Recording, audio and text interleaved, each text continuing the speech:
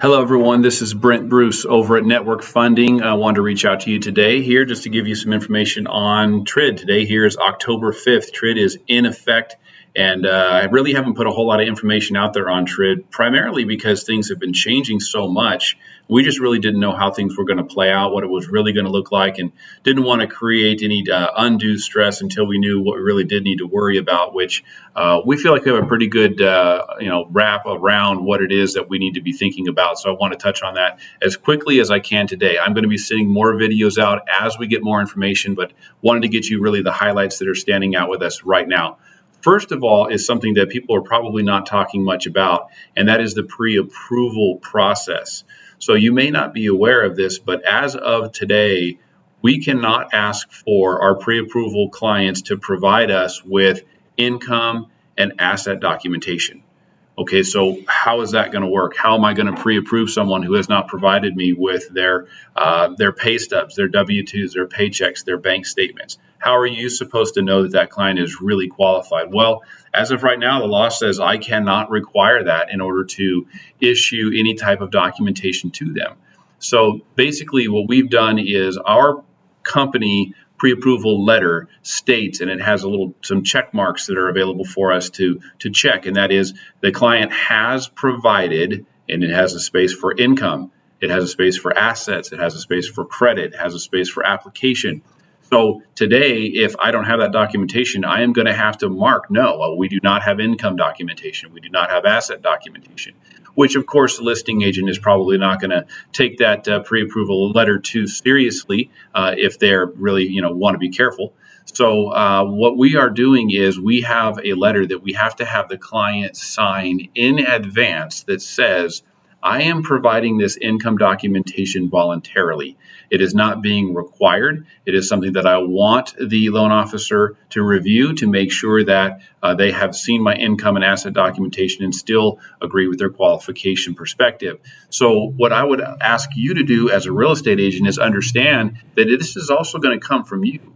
It's also going to come from you to say, look, Mr. and Mrs. Buyer, if you don't provide this income and asset documentation to them voluntarily, you have to say, hey, let me go ahead and give this to you.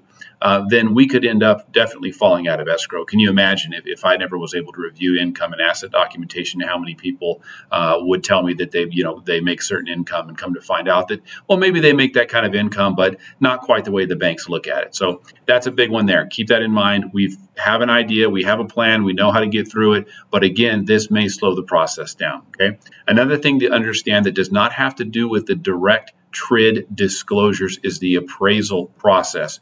Right now, the government has enacted another rule that the client must have their appraisal in hand for at least 3 days before they can go to consummation. And that's a new word that we will all understand very well in our state and in our area. Consummation is the signing day. So what that means is, as of today, we definitely have appraisals in our clients' hands long before then. I'm not really concerned with that. However, we're going through the process. It's been 10, 12, 14 days. The underwriter is now looking at the documentation and says, the name is misspelled, maybe, for instance. The name of the street is misspelled. It's not Avenue, it's Drive. It's not Unit 110, it's Unit A. We've seen that on different condos. Well, now we have to have the appraiser make the changes, and this 3-day waiting period starts over.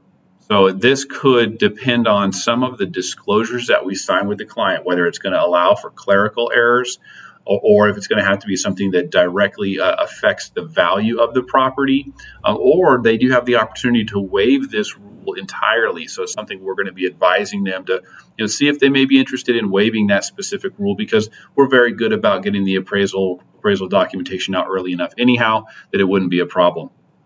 Now, one other thing that comes to mind when we're speaking about these time frames is when it starts and what it means. And real quick, you have to understand that if I email an appraisal to a client today that has agreed to accept electronic documentation and electronically acknowledge receipt, then I email it today, they acknowledge receipt, the waiting period starts today, and we have a 3-day waiting period before we can go to consummation. If they don't acknowledge today, if they acknowledge 2 days from now, then the waiting period starts 2 days from now. Now we're 5 days waiting for the appraisal to be received. Now, what if it's a situation where the smoke detector wasn't in the property? The underwriter points that out, asks for the appraiser to go back out first. The appraiser has to go back out. Then they have to get us the appraisal back in, a new appraisal. Then we have to get it to the client. It has to be received, and a 3-day waiting period starts before we can sign docs. You see how this can really add up. We want to make sure, what jumps out is make sure your smoke detectors and CO detectors are installed previous to the appraiser going out.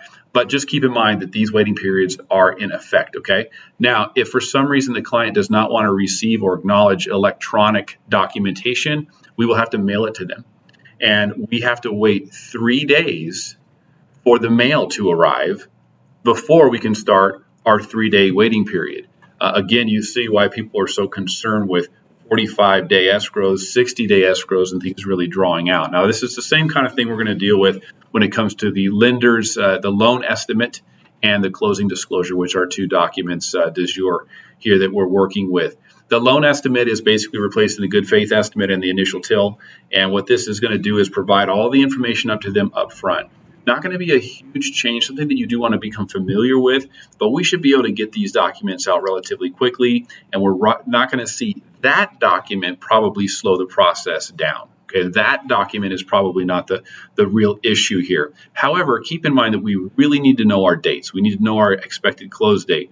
We need to know when we're going to have our inspections, probably when our client is going to be available for signing, and we need to know fees. We need to understand who's paying for what. We really have to have a good feel for homeowners insurance. Cannot wait until the last minute anymore. We have to have these things up front.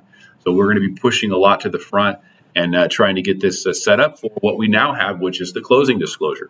The closing disclosure is going to be the document that is going to really cause an issue if we are not on our game. And this is because the closing disclosure has to be received by the client 3 business days before we can go to consummation. And again, consummation is signing, not funding, okay, is signing. So if we send out a closing disclosure and something is wrong on it, we have the potential of having to redisclose the closing disclosure and wait an additional 3 days.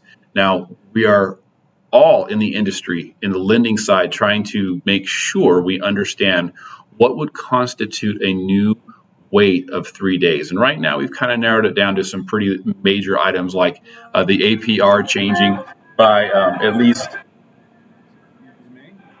0.1%. If the APR changes by at least 0.1%, we would have to redisclose a new closing disclosure. If the loan program changes, if we have to add a prepayment penalty, that would cause that as well. So there's not a whole lot of reasons why this should happen, but we just have to wait and see how this is all going to play out. Now, the closing disclosure has to be almost entirely perfectly accurate. Basically, this is what people are going to get paid. Okay, so rather than this being the HUD-1, this is now the closing disclosure. This means that the bank is going to actually be producing, we are producing the closing disclosure, not escrow. We are going to ask escrow for their fees, and we are going to now send out the closing disclosure in place of what used to be the HUD-1 process. This could be very helpful in some ways, but we want to make sure that the fees we're getting are completely accurate, because those are the fees. That is the amount of money that is going to be paid to third parties. And when things change, all of a sudden we could be in another 3-day wait. Now, what really jumps out at me is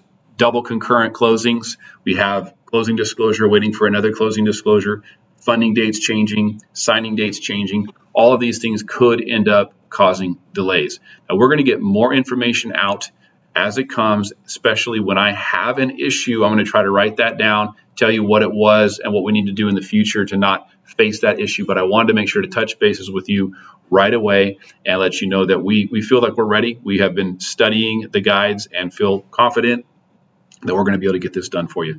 Give me a call or shoot me an email with any questions that you specifically have, and we'll talk to you soon. We could also schedule a time to sit down. Again, this is Brent Bruce at Network Funding. Have a great day.